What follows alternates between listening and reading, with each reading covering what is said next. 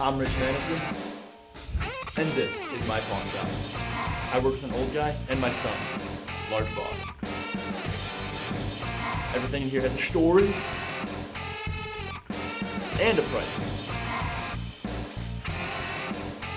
One thing I've learned in 21 years, you never know what is going to come through that door.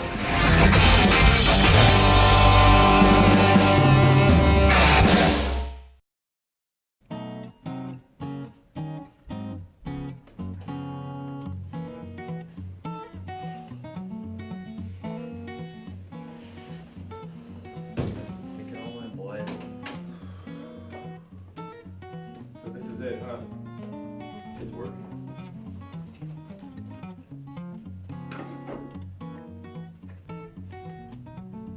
Did the bank call you back yet, Pops? Yeah, they called me earlier today. Got the loan. We can't mess this one up again. Or otherwise, you know Grandpa's gonna kill you, right? How about you let me worry about running this business, alright, son?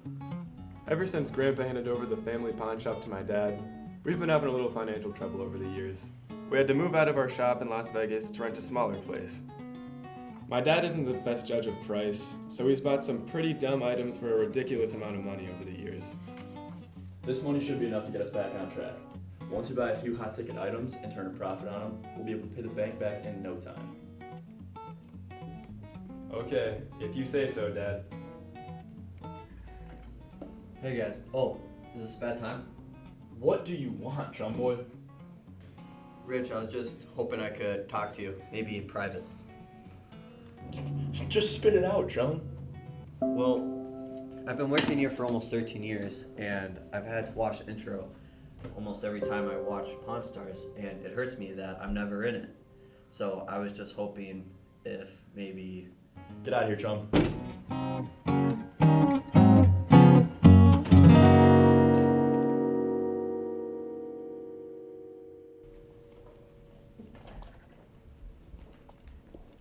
What's up, How's it man? going, man? What can I do for you? I got a really special item for you today. What you got here? I got a paperclip that belonged to Benjamin Franklin. Are you serious? Sure am. That is awesome.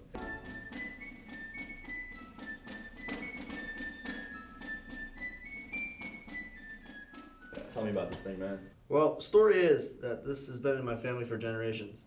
Ben was my great grandfather.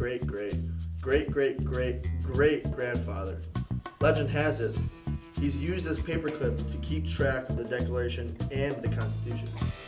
I get a lot of cool things that come through here, but this has got to be one of the coolest.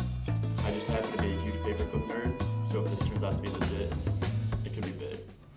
I mean, this is a great item here, man. Any idea how much you'd want for it? I mean, it belonged to Ben, so I think $50,000 is a fair price.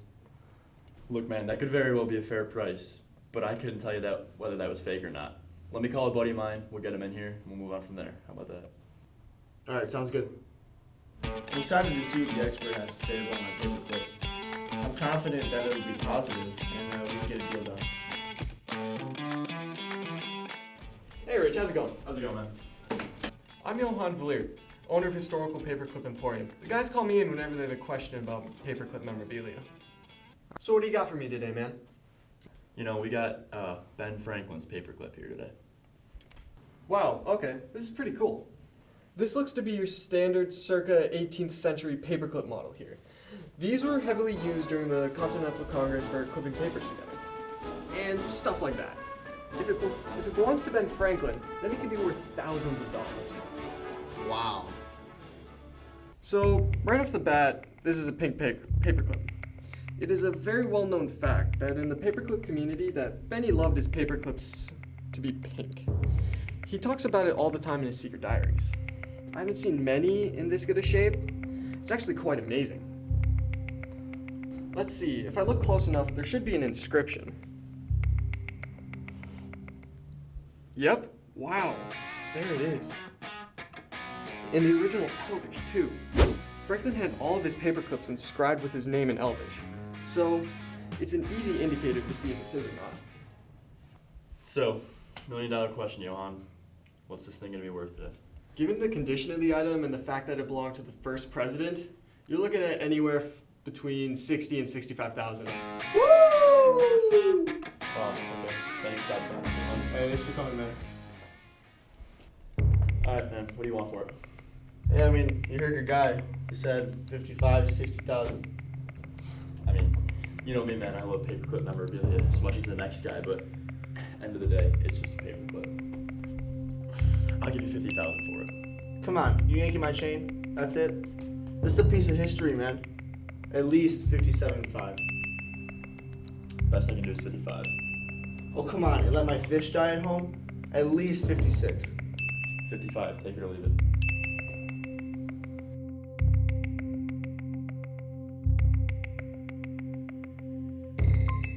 Alright, you got a deal, man. Thank you. You know, I spent a little more than I was anticipating on this baby, but I just couldn't resist adding it to my collection. You know, I'm happy. In the end, it was a little lower than the expert's appraisal, but it was a great deal. Might have to head to the casino now.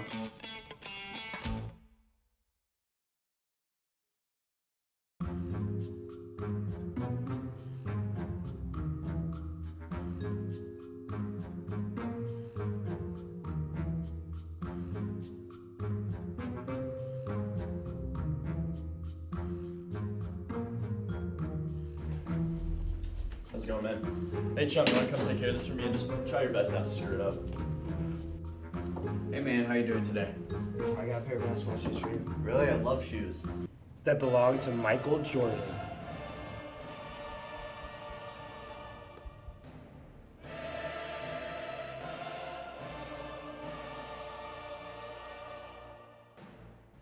How'd you get these, man? Well, you know, me and Michael actually went to high school together, and we stayed in contact after he made it big. I was a big source of support for Michael when he was going through those rough times. After he retired, he gave me the shoes that he wore in Game 6 in the 1998 finals against the Utah Jazz. You know, infamous flu game. He said no pair of shoes in the world meant more than these, and that he wanted me to take very good care of them. Wow, man. But yeah, I think I'm just gonna get rid of them. Michael Jordan was arguably one of the greatest basketball players of all time. What he did against Peter Dunkerton and the Tennessee Termites in the 1999 final was one of the most legendary moments in sports history. He's at the top of the GOAT conversation, and he did it all as the shortest player in league history. I've been getting really disrespected around here lately. If I can close this deal, it'll be really big for me. Yeah, man, these look like they're in great condition. I mean, he got the shoelace markings, which is a really good sign on a pair of Jordans. It also has got the signature logo back here, which is also a really good sign. What do you want to do with these? You know, I was looking for some extra cash for the casino, so I decided to pawn them. You want to what? Pawn them? I'm not really familiar with that term. You don't want to sell them? No, pawn them. Pawn. I'm sorry, man. Rich! Rich isn't You know here, what? man. This is a joke. I'm out of here. Rich is going to kill me.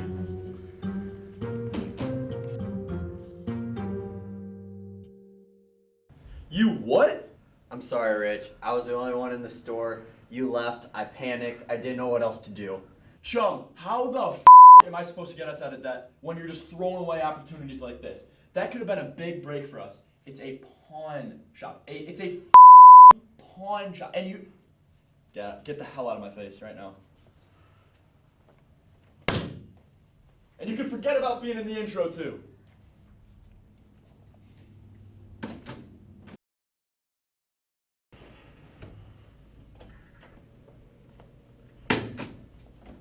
Hey man, how we doing? What you Good. got in there? A magic wand?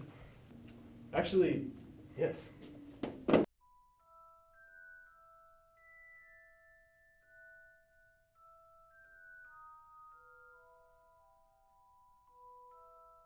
No way. Yes, I have an authentic Ollivander wand. I lived in England for a few years, and the loft I stayed in had an old dusty box in the attic, and well, I found this up there. I mean, wow. What can you tell me about this? Well, from my own research, I figure this was probably made around the 1900s. Could have easily been used during the First World War by someone along the lines of Theseus Scamander.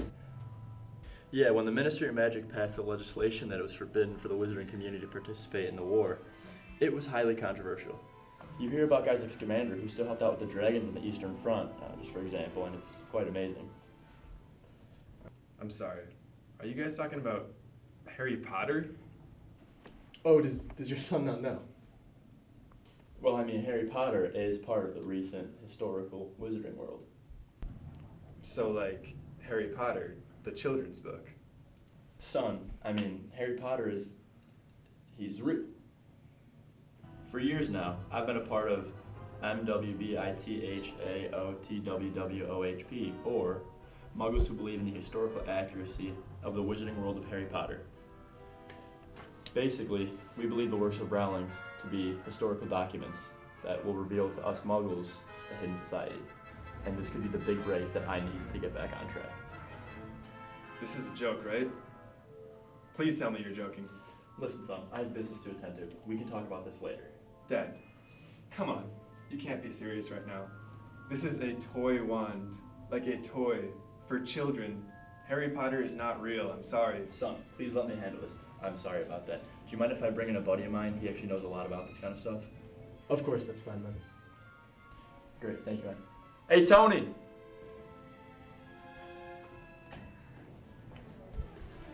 Hey, man, thanks for stopping by. Hey, aren't you the paperclip? Never mind. I'm Tony Salmon. The guys call me in whenever they have questions about magical artifacts. So what do we got here? You know, we got an authentic wizard's wand. Oh, okay. That's pretty cool. I've been a collector of magical artifacts for a while now, but this is definitely a unique item. A wand was a wizard's tool. It allowed them to perform spells and essentially function in the wizarding world. There's always a tight bond between the wizard and their wand. The temperament of the wand is typically determined by the core used for the tool. You said you believed it to be an Ollivander, right? Yes, that's what I gathered from my own research. You would be correct. The design is a signature of Ollivander and its craftsmanship. Another big indicator is this inscription, these ancient markings. Let's see if we can determine the core of this wand.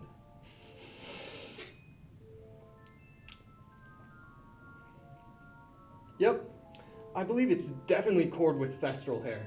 Very interesting. Then also these engravings here, also very interesting. You don't really see many of them in wands crafted after the 16th century. That means what we've got here is a early to late 15th century Ollivander wand. A very rare piece. Wow, so what's it worth? Well, given that you have the original box in this condition and that it's an Ollivander wand, you're looking at anywhere in the range of $75,000 to $85,000. This is a priceless item. Alright, man, well, thanks. You know best. I think Rick has a great chance to get a piece of wizarding history right here. And it may come in handy for our live action roleplay group. So what do you want to do with this thing, man? Well, I think, given what the experts said and the history behind this thing, I think $75,000 would be a reasonable price. Sorry, is that funny? Oh, you're serious right now? Look, man, I'll give you $10,000 for it. Wait. Didn't your buddy just say this thing was priceless? Listen here, pal. My buddy knows nothing. 10,000. All right. Work with me here. 20,000. 9,000. Whoa. Okay. Stop this Hogwarts Express here. 15,000. 12,000. You're never gonna get another Ollivander wand in here, all right? 14,000. Look, best I can do, 12,500. 12,750. 12,500. Help me out here. 12,501.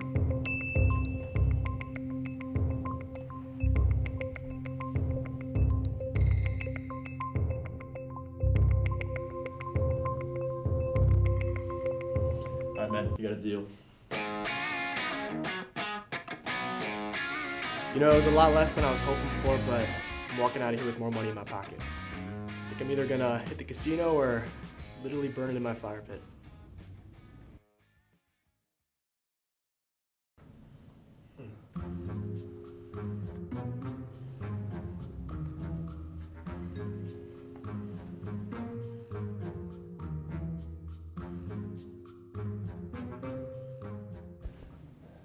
Look, chum, I'm really sorry about what I said earlier. It's just ever since the old guy handed the shop over to me, I've been really stressed about making everything work. I know you're doing your best, and so am I. Friends, Friends. at the end of the day, whether the place is at a shiny building in Las Vegas or a small dumpy room in Dubuque, Iowa, all that matters is that we're together. You know, I'm starting to realize that this pawn shop was never a place. No, it was a people. And I think everything is going to turn out just fine. Just, sorry, hold on 1 second. It's old guy. What's up, old guy? Rich, what the frick are you doing in my store? Large boss tells me you bought a paperclip. Is that true? Okay, look, it was Benjamin Franklin's paperclip. I can't pass up an opportunity like that. All right, you know what? You know what, Rich? That's enough. You're done. I'm disowning you. The shop isn't yours anymore. All right? I've had enough of this. I'll be calling you in the morning, all right? Well, this is awkward.